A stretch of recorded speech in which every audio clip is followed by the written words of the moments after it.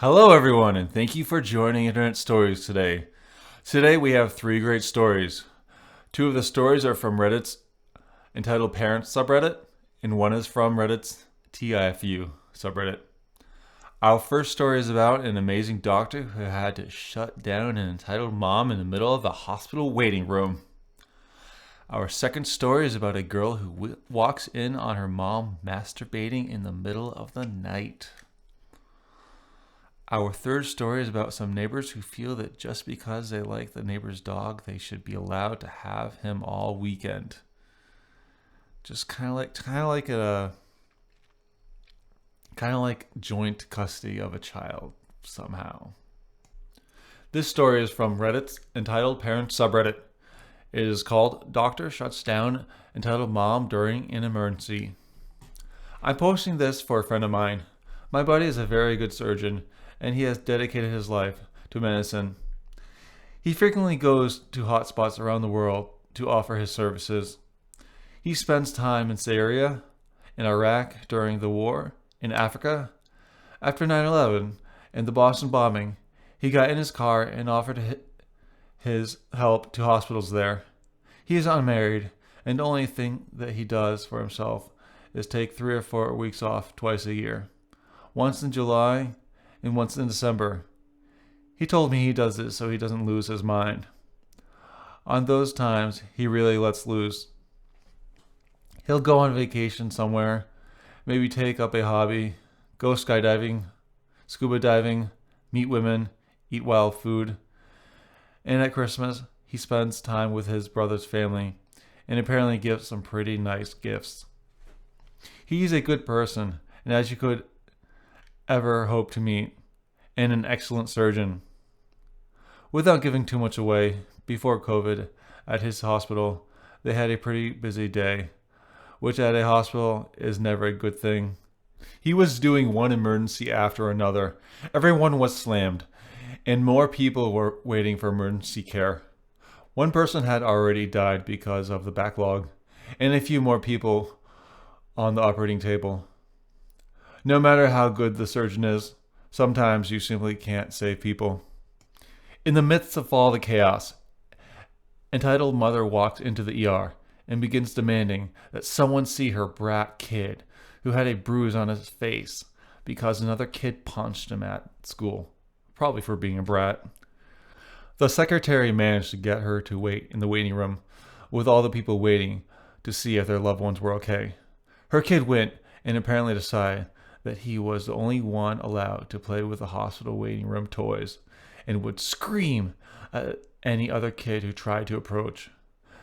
Our hero doctor, meanwhile, is fighting for the life of a 16-year-old who was in a car accident. No idea if it was his fault or not. It didn't matter. And sadly, the kid didn't make it.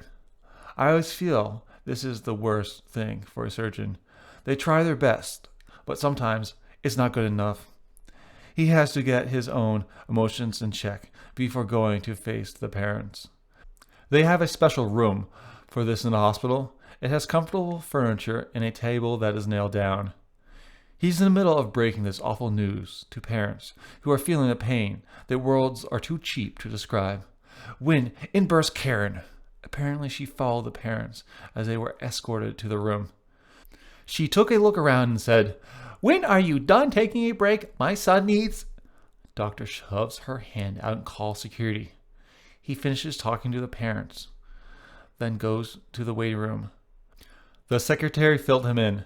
He asked the mother, who had been berating the secretary ever since being so rudely treated by the doctor, which child was hers. He went over to the kid and in the waiting room gives the kid a quick look over, declares he doesn't have a concussion, and tells the entitled mother to get the F out of the hospital before I call the police. Entitled mom, "I demand you."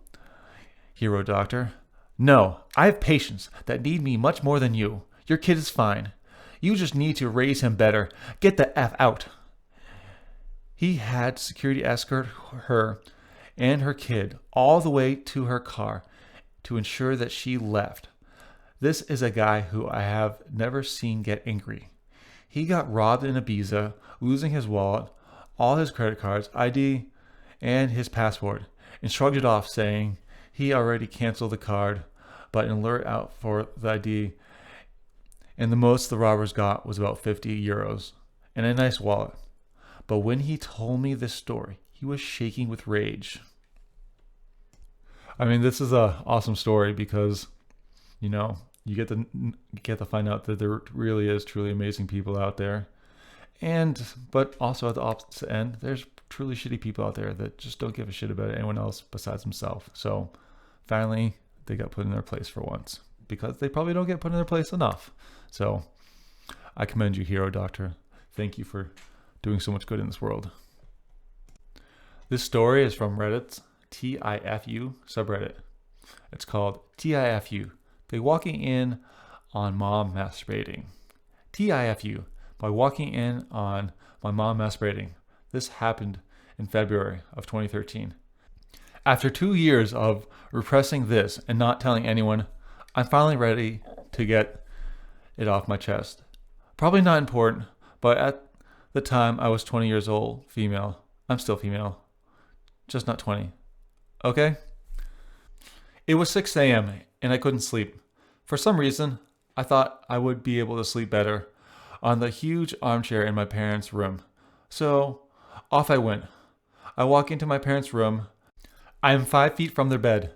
Dad's clearly passed out. The first thing I notice is Mom's face. Something's not right. Her eyes are closed, but she's definitely not sleeping. I can tell by the way her face is sort of tensed up.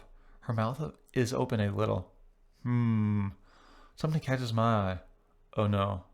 What's that moving? Could it be? Yes. It's the hand of a 63-year-old woman furiously flapping underneath the covers. Then I freeze. That whole fight or flight thing kicks in. I had to make a split-second decision before she opens her eyes and saw me standing there looking at her. For some reason, and I will never understand why, I thought it would be a terrible idea to just turn around and run out the door. I thought for sure she would open her eyes and see me right as I was fleeing. There would be no turning back. So this is where I majorly effed up. I look at the armchair next to her bed and think to myself, quick, sit down there before she sees me.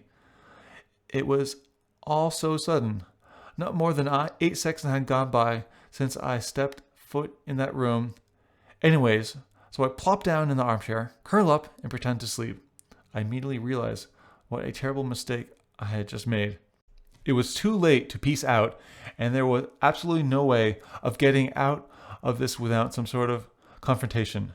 At some point, she was going to finish her session, open her eyes, and see me sitting there. All I could do is wait. 3 minutes later, Mom whispers, Kath, honey? Me, acting like I just woke up from a deep slumber and have no idea what's going on. Huh? What? Mom, how long have you been in here? Me, annoyed and half asleep. What? I don't know. I'm sleeping. Mom, did you hear anything? Me. God, Mom, I'm trying to sleep. Leave me alone. Then I abruptly get up and storm out of the room.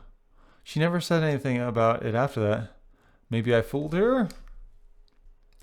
Yeah, I feel like that's another situation where staring into the skid does not help. Just tiptoe back out where you were. If you get caught, be like, oopsie, sorry, bye-bye. And just hope for the best. This story is from Reddit's Entitled Parents subreddit. It's titled, My Wife and I Had to Explain to the Neighbor that our dog is part of our family. And no, they can't just have him. A little over a year ago, when my neighbor moved into the townhouse next to us, and things seemed great. Their kids were nice, and overall seemed like they were part of a loving, normal home. They were quirky, but nice people who were always willing to help. From installing a screen door to enjoying a beer and a decent conversation about home improvement. One day, red flags started popping up. Halloween came, and a few months after they moved in, and we could hear all kinds of banging and pounding coming from the side of the house they are attached to. We thought it was just the kids playing and having fun until the father called me crying on the phone about how he was so angry they didn't get invited to a big party at the house next door. The owner of the house has a policy with all the neighbors. If my garage door is open, feel free to stop in and join us. You're always invited. A few weeks later, the kids got the idea that our dog should have sleepovers with them and started asking to walk him sometimes, which at first we thought was cute. And it was. Until one day, when the kids were asking about having a doggy sleepover once in a while, their mother pulled me away from my wife and said that it was really unfair that we get to have our dog all week long and that they have to build their schedule to see him around our lives and when we were home. I really had no clue what to say, but then she doubled down, insisting that their family should have him on weekends because I work shift work and get to see him all week long whenever I want.